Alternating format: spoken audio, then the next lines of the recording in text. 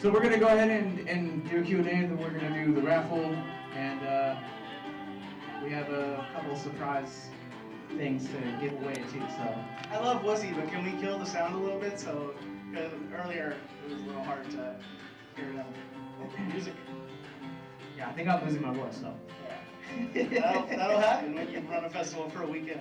yeah.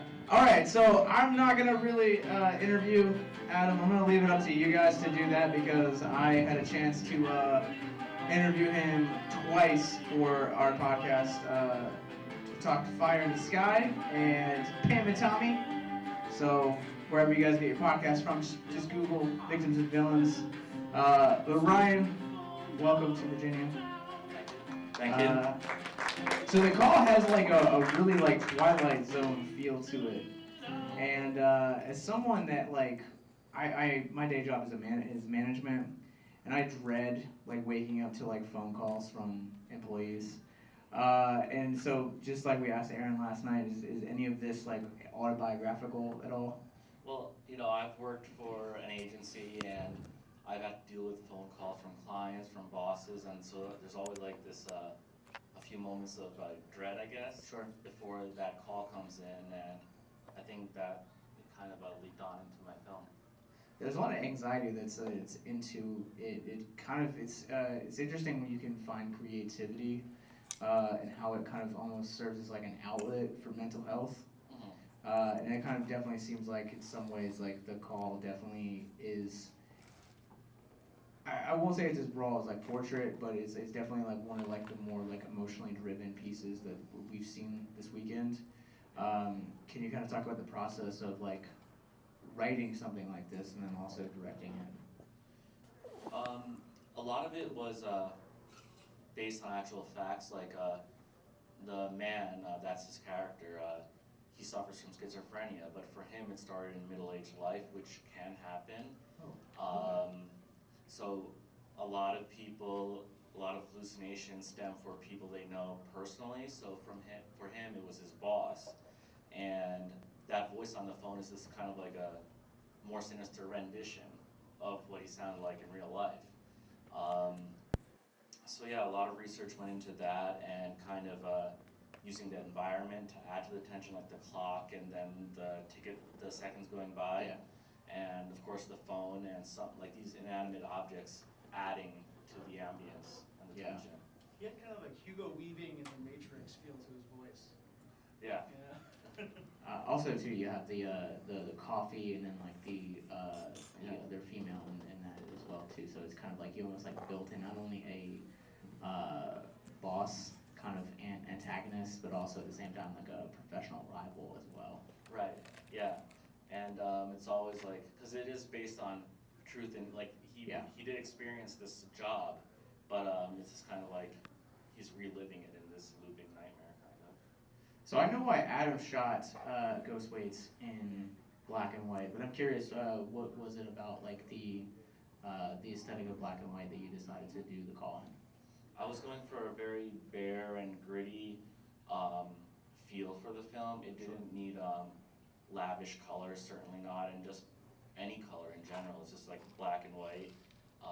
I knew that from the get-go it's going to be one man in one room with like one inanimate object. I thought like color would be too much for it.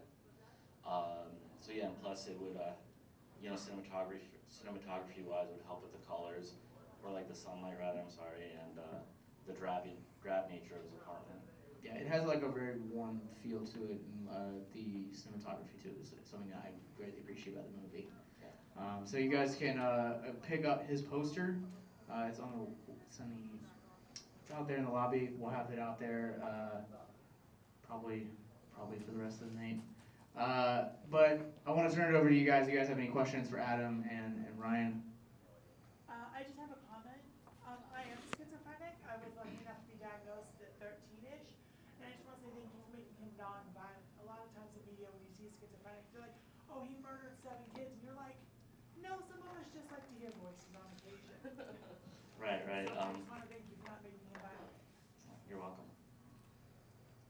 That's a very, very valid point too. That you do see that in a lot of media. It's always violence and schizophrenia. So It's a cliche. Yeah. Yeah. any other questions for Adam or Ryan? What made you choose the Wussy song? And featured so often in the film. Yeah, it's funny. That was not the song I was originally going to use. Okay. I've been friends with Wussy for a really long time. I actually gave them one of their first gigs. I used to do comedy shows, and they opened for us. I'm thanked in the liner notes of their first album. It's really cool. Nice. And so I have a lot of musician friends, and I'd asked one of them for the song, and they just never returned the email. And for the longest time, like, we'll get it. And then we were doing pickups, and it was just like, okay, originally, like, he kind of made up songs as he went around. He didn't actually sing a song. It was just like doing dishes because ghosts are dead. And we realized, like, it wasn't landing and he needed to sing, which meant we needed a song that we had cleared. And my friend wasn't responding still, and I just like texted Mark Messerly of Wussy, like, hey man, can I have a song? And like 15 minutes later, he's like, yep, talk to Chuck and Lisa, you're good. And then McLeod and I went to a pawn shop and bought a guitar so he could learn it. That's a cool song. By the way, if you like the movie, I have one Blu-ray left to sell, so let me know. I'll take it. Awesome. So Fantastic. Yeah, I know. Love that. we were supposed to have more, but FedEx happened. So any other questions?